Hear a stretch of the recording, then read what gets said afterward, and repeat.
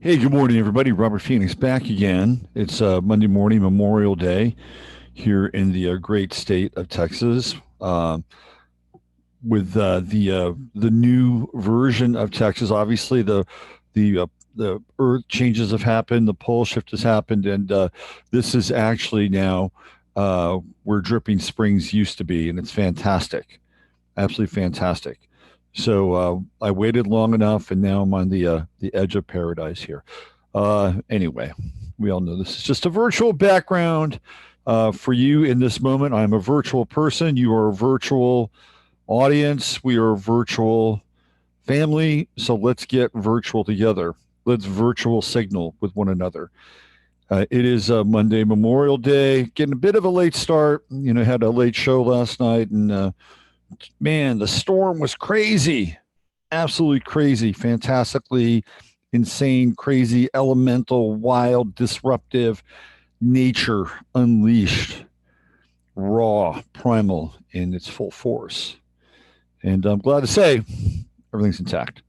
Let's see if anybody's showing up today because it is running a bit on the latest side, and that's okay. There's me and at least two other people watching.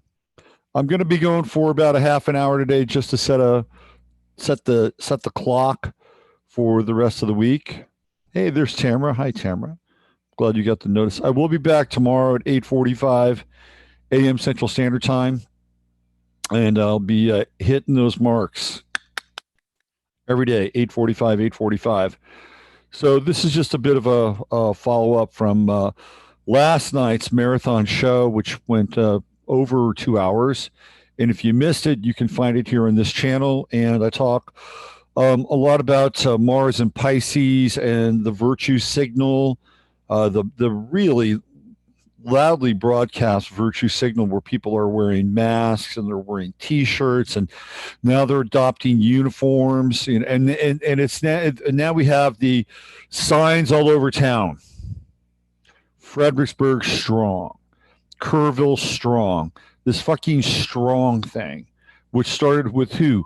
Lance Armstrong, because it was hashtag Live Strong, because Lance obviously overcame his cancer. Some people think that his cancer was a result of him actually taking steroids, which I have no doubt could be the case. What do Lance Armstrong and Hitler have in common? I think they both have one testicle. I think that's the truth. Anyway, you're going to start to see the strong signs now. Fredericksburg strong, Kerrville strong, Austin strong, and all that strong shit was just to me just it's like it when people don't have real struggles, right? When people don't have real struggles, well, people do have real struggles, by the way. People have very real struggles. People struggle with their health because the environment has been so toxified, polluted, and corrupted by whatever is raining down from us from the sky, whatever frequencies are shooting through our bodies, whatever crappy genetically modified food is shredding the lining of our intestinal walls.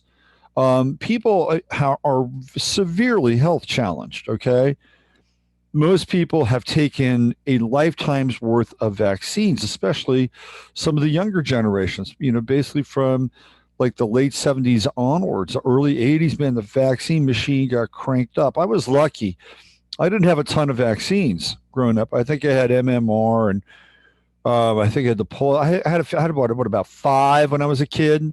One of them landed me in the hospital with spinal meningitis. That was an issue. Like, that was a serious issue, and I nearly died.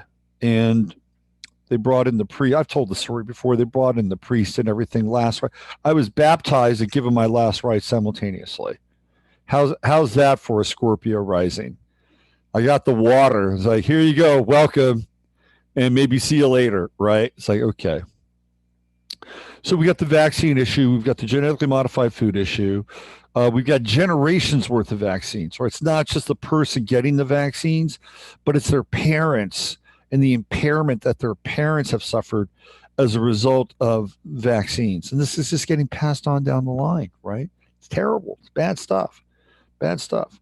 We got the food. We got the vaccines. We got generational vaccines. We got 5G frequencies. We've got RFID frequencies. We got smart meters. We got the crap coming down from us in the sky. These are real struggles. These are real struggles. Okay.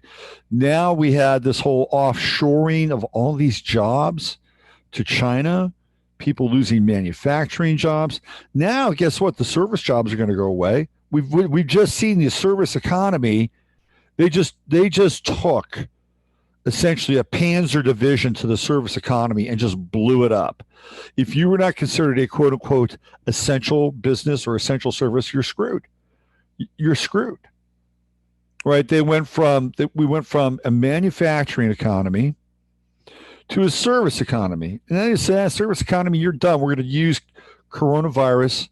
I hate the word COVID-19. I hate saying that, but that's what they did. They just took a panzer division and just blew up the entire service economy. Some people have real challenges. Some people have real struggles.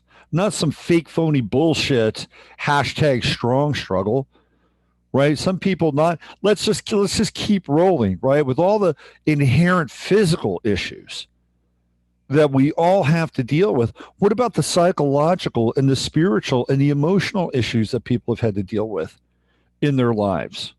Think about that for a moment. Think about the shit that's gone on in their childhood and up through their childhood, as we've bred essentially a society of psychopaths. Because you have to assume a psychopathic persona in order to navigate through the world. This is what we talked about with Stefan Verstappen. This is the gang mentality. You've got to join a gang. If you don't join a gang, guess what's going to happen? You're going to get roughed up. What do you think people inside of the Democratic Party, what do you think they do? Where do you think their mindset is? Their mindset is, well, I'm going to join this group because the values are values that I resonate with, and all these other people have the same values, and we all resonate together. We all want the same kind of social change and social order. Do you think that's really true? Part of it is. Another part of it is that we're going to gang up. I'm going to be on this gang because, man, we can get aggressive, we can get organized, and we go after people that don't agree with us. That is a gang mentality. Now, I would say that the right has a bit of a less gang mentality. It's there. Trust me, it's there. You watch these people at CPAC and all that shit. You know, a bunch of phony, freedom-loving, liberty lackeys. That's what CPAC and, you know, people like Lindsey Graham and Mitch McConnell. You know, all these, you know, phony freedom, you know, fakers. They like to think that that's what they're about, but they're not anything about that at all. All they're about is maintaining. They're into maintaining, right? That group wants to maintain. The Democrats don't want to maintain. The Democrats are not satisfied with maintenance. The Democrats want dominance, right? Because they've been infiltrated by CPUSA. The Republican Party want to maintain. They want to hold on to whatever it is that they've like, you know, garnered and kept to themselves. All their corporate gains and all the stuff that have allowed them, to some extent, through hard work and participating in the American system and all that shuck and jive, they want to hold on to it. But liberty, freedom, that's down the list on their priority chain. This is down the list. So they're not, you know, I mean, they're kind of a gang, but they're more of a maintenance gang. They're like, let's increase the amount of revenue into our lives and our businesses so that we can continue to do our work and profit. And in their mind, that's the American way. That's how they've determined it, right? But these real ideas, these real true ideas, liberty, freedom of speech, none of them are into it. Trust me. They're not into it. They're on the same side of the Democrats. How often do you see the Republican Party come out and say, we've got to do something about YouTube. We've got to do something about Twitter. We've got to do something about Facebook. We've got to do something about it. They don't. They don't. You know why? Because they don't want anything to be done about it. They're just as into the muzzling effect as the Democrats are. And I've been trying to point this out. So here we are on Memorial Day, and what are we really memorializing? We're memorializing the men and the women that have sacrificed their lives in order to create the ability to wear a mask. We talked about this last night. I'm going to get into some of that stuff today. Not going to be a long show. I think we're going to maybe have 45 minutes, an hour, because I'm still unpacking stuff and putting things away and fixing up the studio here. So let's just jump in. Let me say hi to everybody who has found me this morning, albeit a bit late. Let's see what we have here. We've got Tamara, which EC2189 Kaku. There's my girl, Jennifer. What's up, Jennifer Rubin? Beth Berry. Christy from Wisconsin. Kevin from the East Coast checking in. Florida. How is it down there in the Sunshine State, Kevin? Frup77. What's happening? Justice. A brother from down under. What's going on, Justice? Joe Mama in the house. There's Joan. No notification. Uncle Glenn. Hey, Uncle Glenn. How is the Cowboy Trail? My man Steve, Sheriff Steve, Amanda Palmander, Mary Black, Deborah Lynn, Metametti. Hello, Leanne. Hey, Leanne. I promise I will call you today. Today's the day, Leanne. I've just been crazy busy moving. Things are going to start to slow down a bit today. There's my girl Judy. What's happening, Judy? And Steve says, I especially started hearing Orlando Strong stuff after the Pulse shooting. Yeah, that's when all that stuff started to take off, right? Oh, Pittsburgh Strong, Orlando Strong, oh, Boston Strong. That's when it really took off, was the Boston Marathon, the travesty known as the Boston Marathon. Boston Strong. All right, who else do we have here? Plus pesticides, yes. Throw that in the list. There's Natasha. Hey, Natasha. Ani Brito, the wench with a wrench. Good morning, Ani. Paula in the house. Oh, thanks, Paula. I saw your comments. Good comments. Uncle Glenn, hot and dusty. Haven. Suddenly I want to be at the beach. I know, right? If you can't be at the beach, just come on over here. Steve says two parties are analogous to the two needs of a cell to function. Autonomy and communion. That's deep, Steve. That's deep. Glad you're on my side. Okay, here we go. Dear blessed and holy Father, Mother God of the great central sun within the universal light, which is the light of Sananda, Yeshua Emmanuel, we ask that only the highest and best information come through today, through this live stream, and afterwards as people view this video after the fact. And so doing, any karmic residue that any of us have is cleansed, burned away, clarified, purified, so that we may all return to our sovereign representation and sacred dispensation, which is the ongoing act of evolution in this planet, on this domain, happily ever after. So if you watched last night's show, you will know that I busted out my wedding chart from when I got married in 2002. So as of today, in 2002, I was married, and I remember driving back from Los Angeles to San Diego, and I was actually giddy. I was like, wow, this was great, man. This was totally great. I loved being a part of this. And I got a new life now. I got a new life, got a new life, all these possibilities. And it was actually a pretty cool moment, I have to say. But since the chart was Uranus on the ascendant, there was always hiccups. So, of course, we were having an issue with traffic on the way back, which would also be a bit of a theme moving forward, the unexpected. So we dealt with that. And I'm really good at finding alternative routes to things. Anyway, this was the morning. This was the morning I woke up as a married man. I'm still hearing some thunder. And now I'm not married anymore. It's been a while. And like 2000, I think it was 2010. So 10 years. 10 years. And I'm really okay with that. Trust me. Really okay with that. And so is Rosie, by the way. I think Rosie might have a few issues. Trust me. I think she might have a few issues. So there's certainly things to talk about.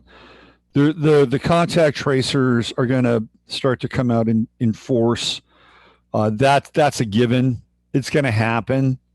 We're going to be dealing with the whole contact tracer thing, either directly on the phone, well, actually be indirectly on the phone, or you're coming to our location. It's going to be interesting to see if the contact trace. See, I don't think they're going to have enough contact tracers to go everywhere. They'll have phone networks, things like that. There's going to be the app on your phone. And by the way, apparently, when your phone gets updated, it automatically gets updated with a contact tracer app. Okay. So if you are an Apple user, you may look online. I think there's a way to find if your phone has been updated and that app has been installed on your phone. And if it has been, it can show you how to deactivate it. So be aware. Rosie's back. What do you say, Rose? You coming up? So apparently Jasper likes to take the mornings off here at the new location. And Rosie is the stand. You coming up, girl? Here she comes. She gets up first level. Second level, a little bit more difficult. There we go. There you go. There she is. Rosie's the beach cat. There she is. She's right there. Say hi to everybody, Rosie. She wasn't feeling too well last day or so. She's back on it. Yeah. There she is. She pretty. She's got the quirkiest little personality. But she's fierce. Do not mess with this cat. She looks like a little petite thing. Little tiny petite thing. Look at those eyes. Those are the eyes of a killer right there. Those are the eyes of a killer.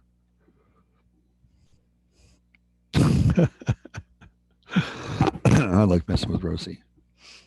Not really. I can't mess with her too much. I can mess with Jasper more.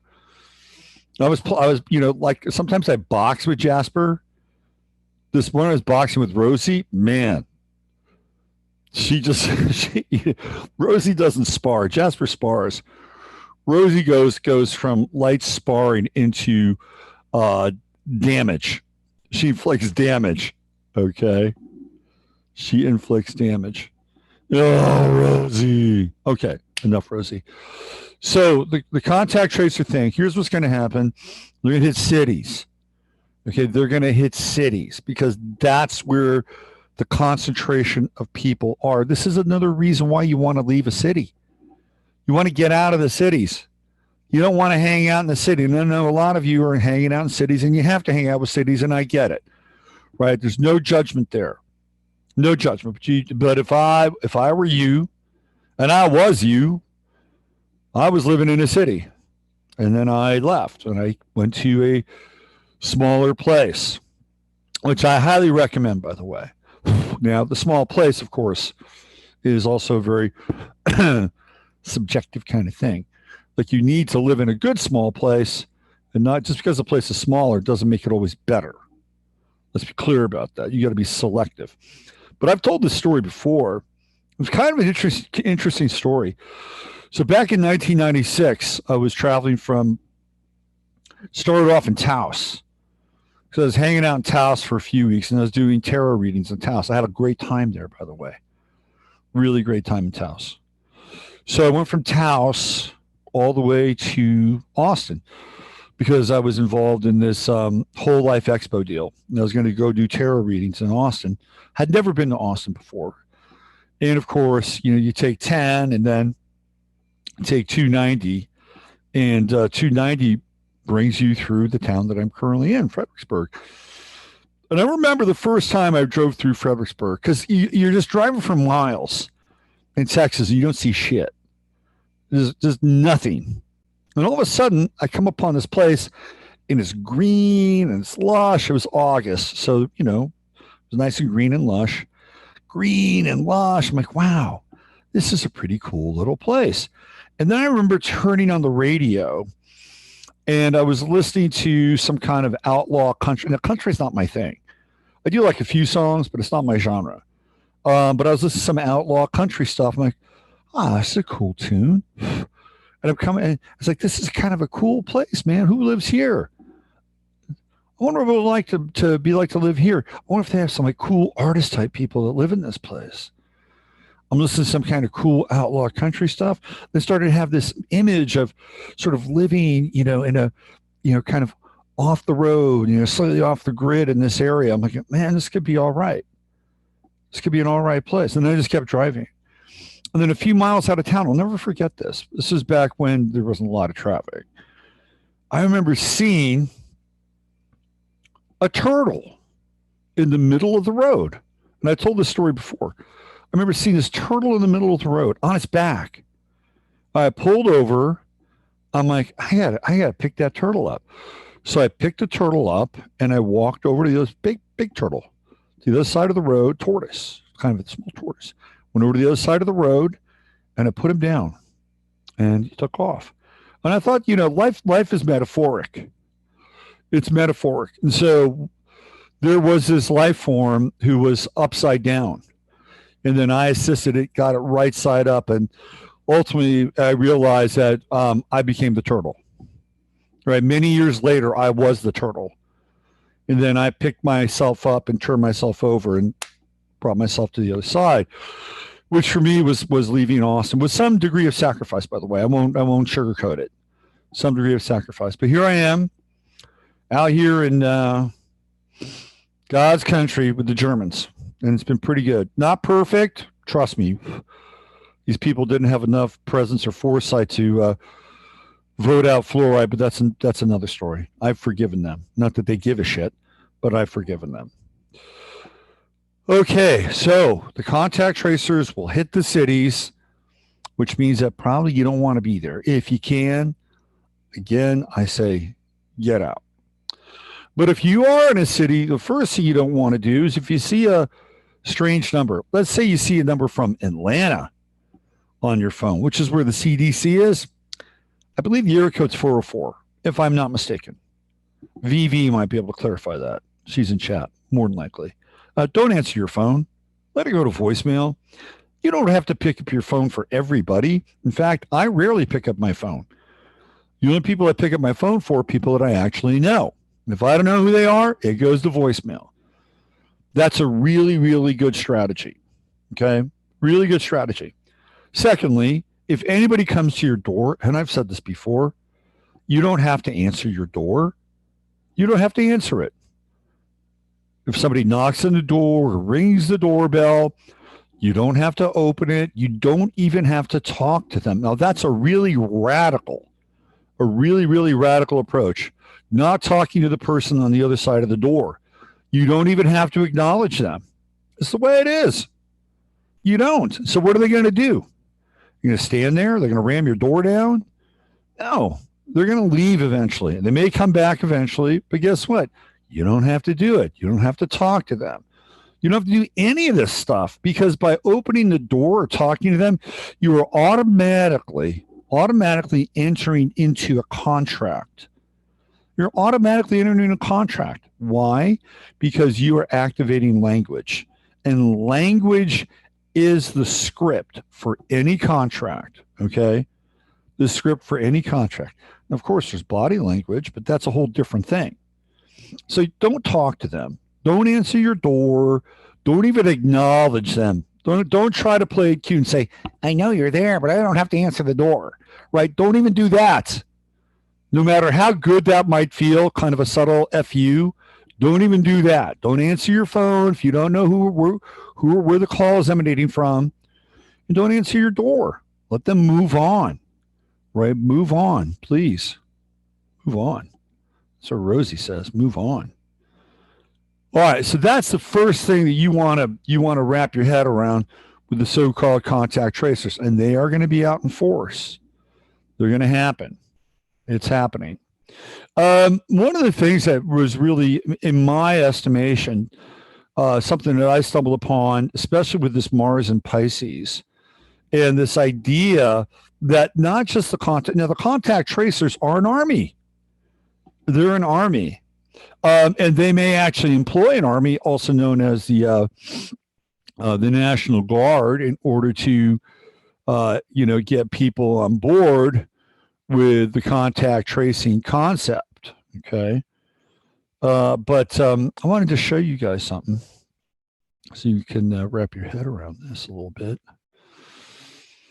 There's a few other stories that I wanted to cover last night, which I didn't, and I'm going to do it today. Felt like more of a 15 minutes of flame topic versus a Sunday night Astro Live topic. So I want to show you the, I'm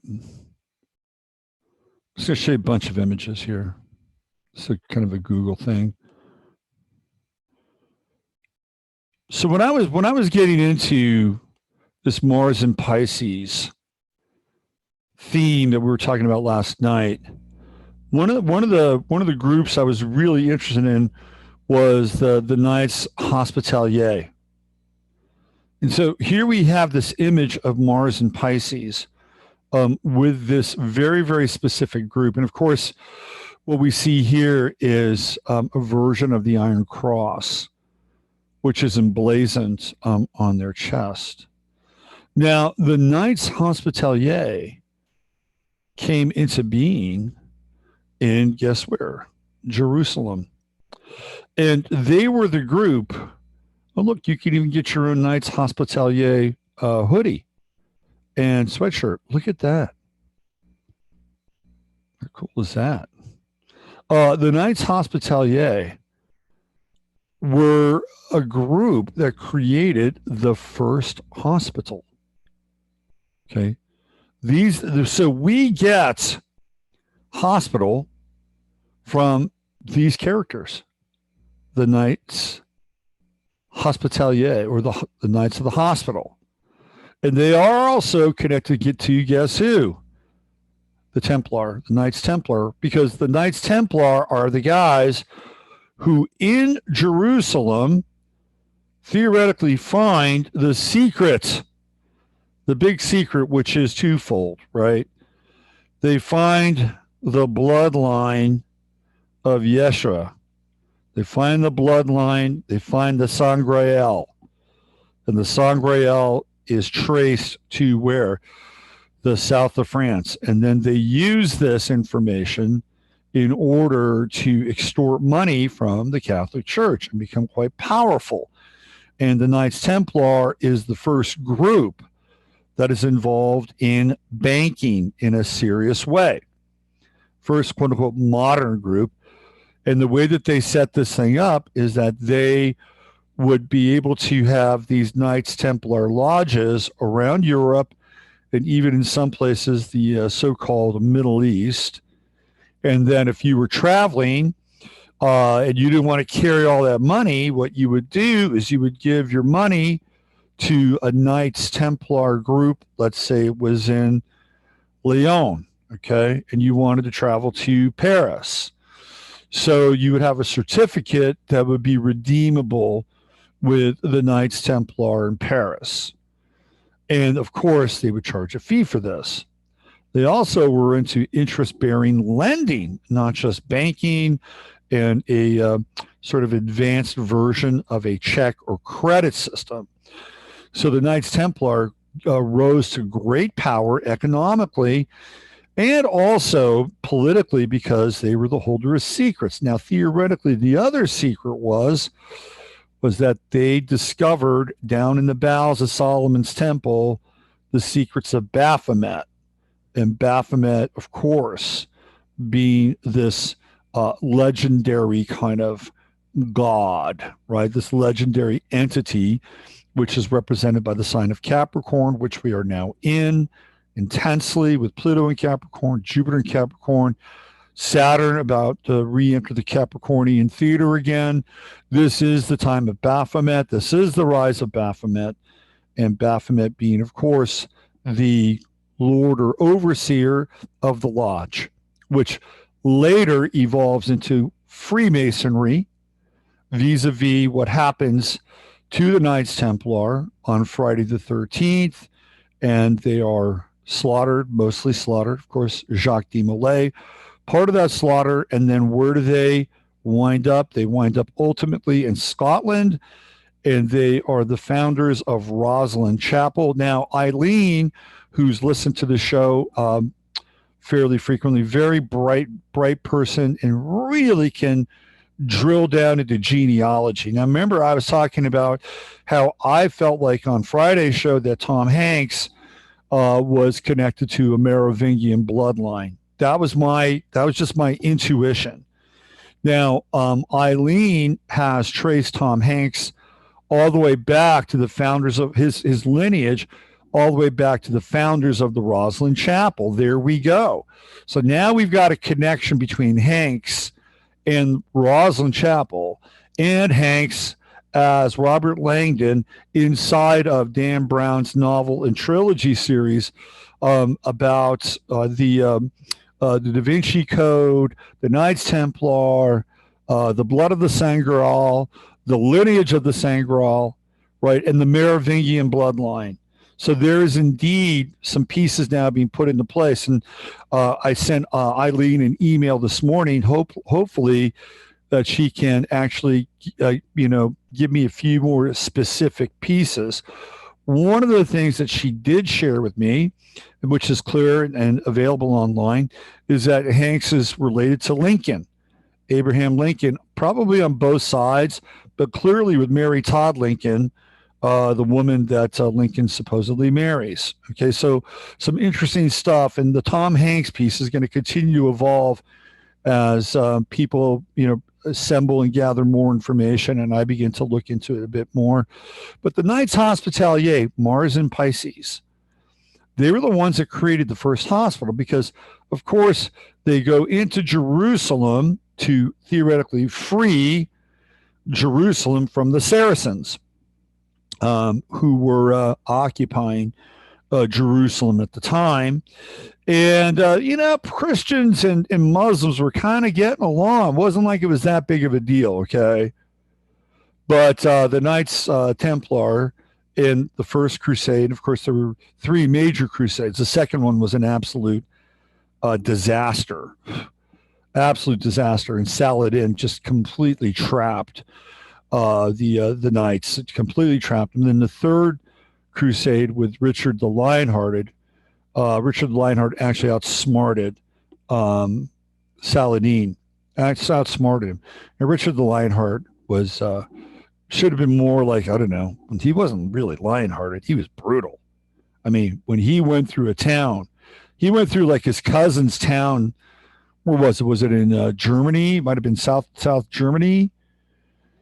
It might have been the south of Germany. Anyway, he went through his cousin's town, and what did his knights do? They went in there and they ransacked the whole thing and started raping, which I guess was kind of a common thing to do back then.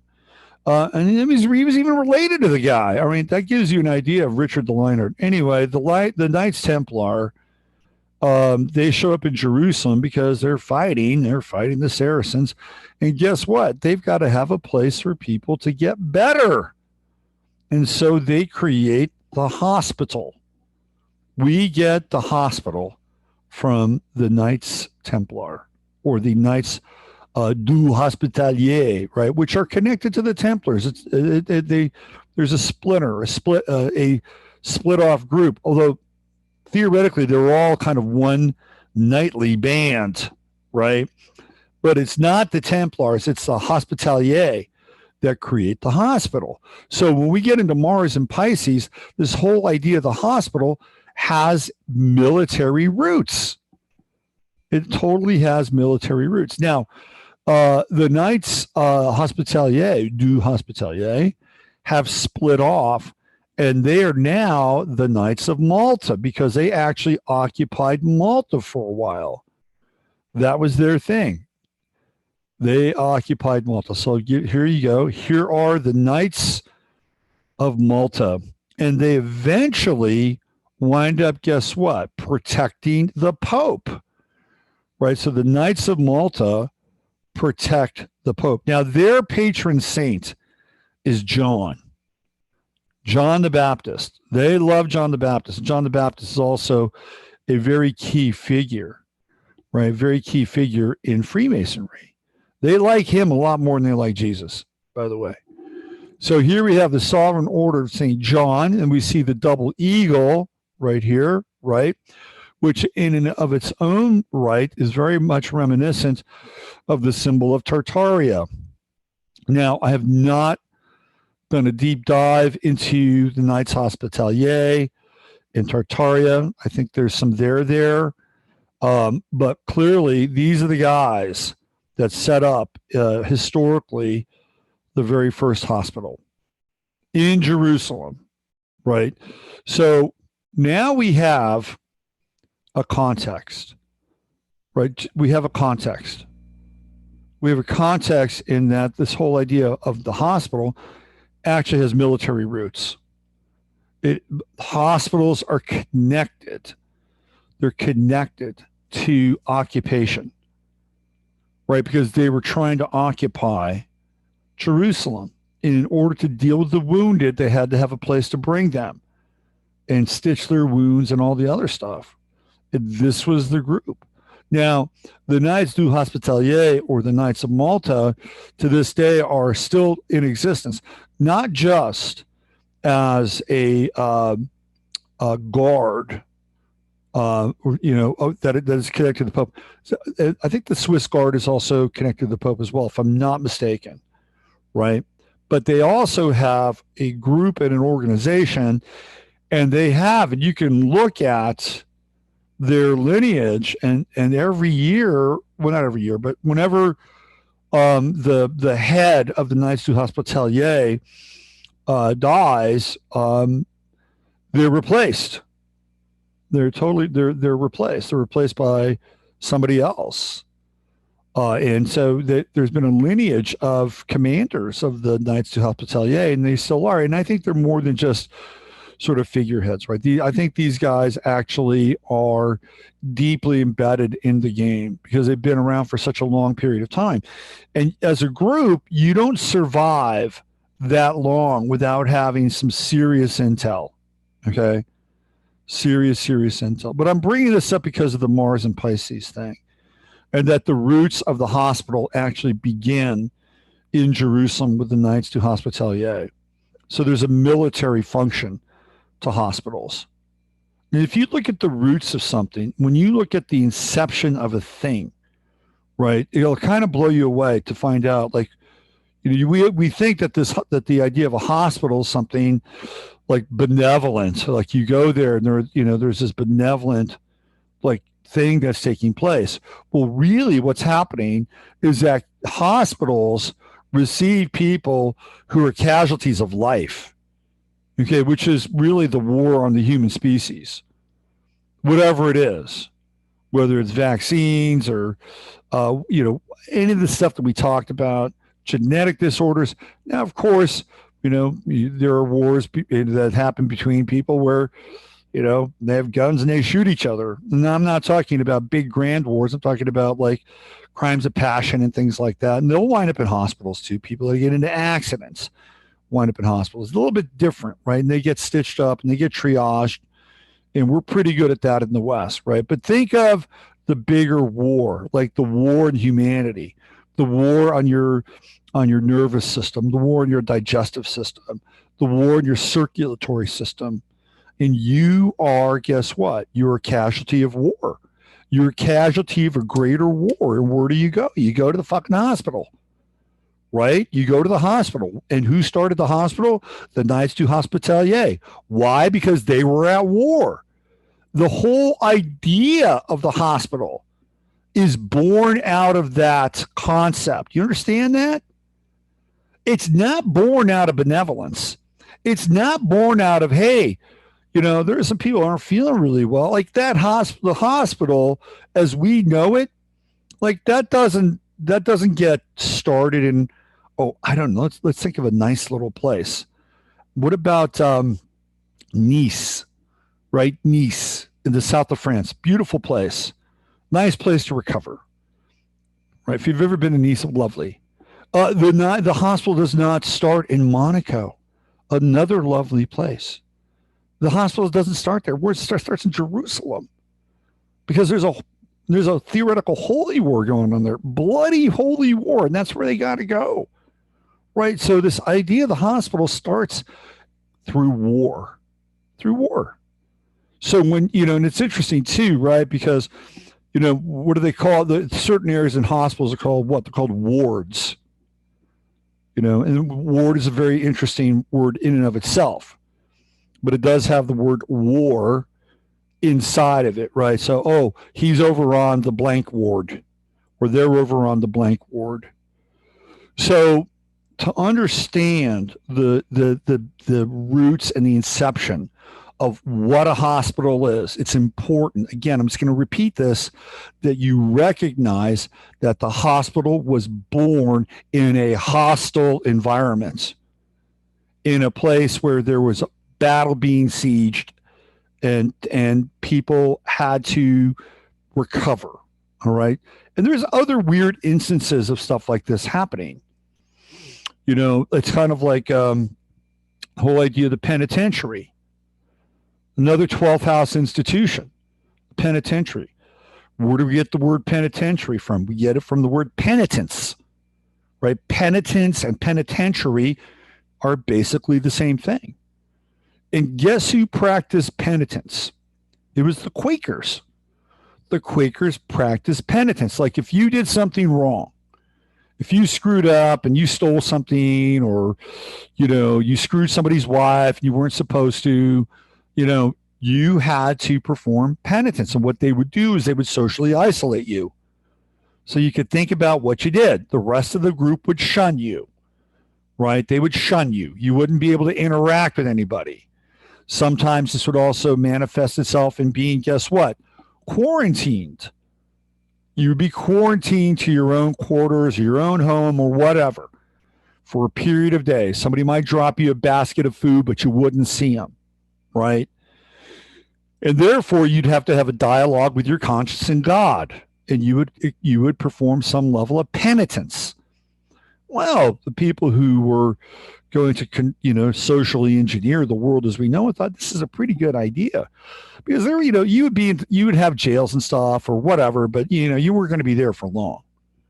They had uses for you. You were going to be put into some form of slave labor, or they were just going to torture you in front of everybody else, just so everybody else would know that if you fucked up or they fucked up, that this would happen to you, right? Very public shit. Very, very public, which is effective, by the way, right? These things can be quite effective. Like if you were a Wall Street banker and you stole like hundreds of millions of dollars from people's pension funds, like say maybe Bernie Madoff. The thing with Bernie Madoff, the weird thing about Bernie Madoff was like he wasn't ripping off poor people. Bernie Madoff was ripping off wealthy people that wanted to get wealthier. Okay. Bernie Madoff was kind of like he was an agent of greed. And there were people like, oh, I can get 20%. Shit, I'm going here. And I know some people that lost money through Bernie Madoff, and trust me, they were not hurting. They weren't hurting. But let's just say it was somebody who did something really bad and wiped out, millions of people, or millions of dollars. Let's say somebody inside the house, how about, I don't know. What's his name? Ben Bernanke. Ben Bernanke, who essentially engineered just a massive, massive, massive Ponzi scheme, and then said, oh, I don't know where the money went. Right? I don't know where it went. But let's just say, for instance, and then we have to call him Ben Bernanke. Let's call him somebody else. But let's use Ben Bernanke as an idea. Let's call him, I don't know, Henry Hines. I don't know why, Henry Hines. But he's kind of like Ben Bernanke, okay? We're going to use a fictitious character. And let's say people found out that this guy really did what he did by enabling all these institutions, took our money, and then was not accountable for it. Now, there should be a penalty for that, theoretically, right? But there is none. But let's just say there was for this Henry Hines character. You know what they used to do back in the day? They used to hang people publicly. They used to hang them publicly. They didn't do it privately. They didn't say, okay, we're going to put you in a cell somewhere. Nobody's going to be able to see it, and we're going to hit you with a lethal injection. Right? They would be able to do it publicly. Why? Because, number one, it performed a function and a ritual so that people would have, guess what, a release. That they would know that there was a beginning and a middle and a very clear end. And it's just like when you watched a horror movie back before they allowed the monsters to continue to live, the monster or the evil villain or whatever got his comeuppance. You could leave the movie theater and go back into your life and say, guess what? There's order in the universe. Same deal, right? Beginning, middle, end. The other function it performed, that if you were going to be one of these people that was going to do something theoretically evil, right? That was a clear statement that you could be hanging, 7 to 8 inches off the platform there. Very clear message. Very, very clear message. And fairly effective in some ways, I might add, as well. Now, of course, there's lynch mobs. That's a whole other story, right? But nobody, I mean, I'm just telling you that there are certain things that have been adopted from certain institutions, like the hospital, in war, in prisons, in penitence, in the Quakers, that you don't understand the roots of these things. They're very different, very, very different than what we think they are. And I just wanted to get into a little bit of that today, because you may actually be hearing more about the Knights Hospitalier, but it's important to understand that hospitals in and of themselves were born out of conflict. They were born out of war. They were born out of people being in a place that they probably shouldn't have been, because for the most part, whatever was going on there was pretty much okay. But they decided that they wanted to reclaim this thing for Christendom and stop the march of Islam from moving forward. And then what happened really turns history, pivots history in a lot of ways. Okay, let me check in with you guys because I'm getting ready to get out of here. We got a lot to do today. Still in that moving process, which does take some time. So let me check in with y'all. See where you're at. I like saying y'all now. It's one of my favorite things. Let's see what we have here. Penser in French is to think. Repent means to rethink. Are you talking about something like the snake in the Garden of Eden was really the good guy trying to free mankind? Or I searched a little dialogue with Ani. Oh, what else do we have? Niece is actually filthy. Not sure what part you were. Go down to the docks. Okay, I stand corrected. Yeah, man. I was saying, how about Cannes? Can we use Cannes instead? I was in Cannes. Very nice place. Very nice place. I stayed at a nice hotel in Nice. Monaco, you know what I'm talking about. Find a nice city. There we go. Headquarters, Knights Templar in Switzerland. Yes. See, Surgeon General military and Surgeon General. Good connection there, Jessica. Nice. Very nice. What else? The Pope is guarded by the Swiss Guard. That's what I thought. Yeah. Swiss Guard. That's the Knights of Malta, though, do not count out the Knights of Malta. The Knights of Malta are, I think, fairly significant. Thoroughly enjoy the history lesson. What area of France are you from, Robert? I'm not from, okay, so I am not French. See, here it says hospitals, mental asylums, schools, all modeled after the military. Yes. I was born in a place called Verdun, which is in the northeastern part of France, one of those areas that was kind of French and German and French and German, and it was part of the major siege in World War I, where more people died in the Battle of Verdun than any other battle theoretically known to us in recorded history. And that was in World War I. So I was born there. I was actually supposed to be born in a town not far from there called Metz, but the hospitals were full. And guess what? My father was in the military, right? So I was going to be born in a military hospital or the equivalent of. So I had to go to Verdun, where they, so my mother was in an ambulance and off to Verdun, and that's where I popped out. And we lived in Metz for about 6 months when I was a kid, and then we went to New Jersey, And if I was like conscious and aware at that time, I would have said, please, please, no offense to anybody in New Jersey, but please don't go there. Can we stay here? I think I'd like it here. There are things about this place that I think I could like. But off to New Jersey we went. And I was there until the age of 5. Then after that, we went all the way across country to California in 1965. Actually, end of 1964, beginning of 1965, which is where I started kindergarten in California, half a block down the street from my apartment, a place called Happy Hall. That's right, and Happy Hall is still there to this very day. So that was my journey from France to New Jersey to sunny California. Although in San Bruno, where I lived, St. Bruno, wasn't all that sunny all the time. Actually, kind of gray and foggy. We lived kind of close to San Francisco.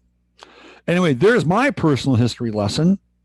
The thing about Verdun, which I found to be quite interesting, at least for me, is I finally went there because most people can go and visit where they were born, or maybe some people are still living in the place where they were born. That was never the case for me. I'd never seen where I was born until I was 41, and I made a train journey from Germany to Verdun, and I spent a few days there, actually 2 days, and I rode a bike all around. Rented a bike, rode it all over the place. It was great. Really great. And then I had the weirdest moment there where I was sitting at this restaurant, the B&B that I was at. It was a very nice one. And there was this woman in the kind of the eating area, and she looked like my mother. I mean, it was really bizarre. It was totally bizarre. It's like, man, this woman looks like my mother. What is she doing here? Right? But that's the simulation. It gives us these people. It gives us these images. And it's like, okay, well, here you go. You're in the place of your birth, and we're going to give you this woman who actually physically looks like your mother, and she's sitting about 5 tables away. It kind of blew my mind, actually. But in some ways, it didn't. But yeah, it was great. I loved it. And apparently, Verdun was one of those shithole places that they actually made a little bit better. If I'd gone there apparently 10 years before, it wasn't as nice. So whoever was responsible for that, thank you. I was at least having some moment of pride for the place that I was born in. There you go. There's my personal history lesson for the day. All right. That's it. I'm out of here. Thank you so much, Chatlandy. I'll be back tomorrow, 8:45, Ain't No Jive, right here on the 15 Minutes of Flame site. Thank you for all your support. We're getting the systems up and running. And I'm really looking forward to doing a lot of stuff here in this new space, this new place, fixing up the studio here. It's going to be good. It's going to be the R&D compound for the next phase, the next iteration. And once I get settled in now, which is probably going to be about a week, it's going to take me about another week to really put all my shit together and all that stuff. Give me about a week. I'm going to dig in on the event. I know a lot of you are really anxious to get together. Okay. Really super anxious to get together. I've got to go and deal with the Inn of the Hills down in Kerrville. I need to know what the specifics are. I need to know what their rules are theoretically around groups and so-called social distancing. And when I have more information around this, which is going to be in the next couple of weeks, I'll have some more concrete details for us getting together. Okay. So hang in there. I haven't forgotten it. But it's gonna come together one way or the other. You got my word on that. We had such a good time last time, and our family has grown. There are a number of other people who have either heard word of mouth about the event or have heard me talk about it. And I know that there are a number of people that would like to attend this go round. If you have any questions about what it was like, you can connect with Ani or Steve or Carol or Natasha or Judy or Tesmerk, who's Christy, Marianne. They're all there. Lori and Dawn were there. So if you have any questions, you can ask them in chat, connect with them personally about what the experience was. and they'll be able to share that with you. And if you missed the interview that I did with everybody, that's actually over on the 11th house side of things, and did a great interview with a bunch of folks from Chatlandia. Very entertaining, super entertaining. Oh, and Michael, DJ MC, he was also there as well. Just ask him. I'll have more information once I get moved in and I start to interface with the hotel space. Can you hear the rain out there? Sounds like bullets on the roof, doesn't it? Kind of intense. I like it. Use your head to discern what's real, your heart to stay open to what's possible. I'm Robert Phoenix. Bless you. Love you all. I'll be back here tomorrow, 8:45, right on time. Until then, have a good one.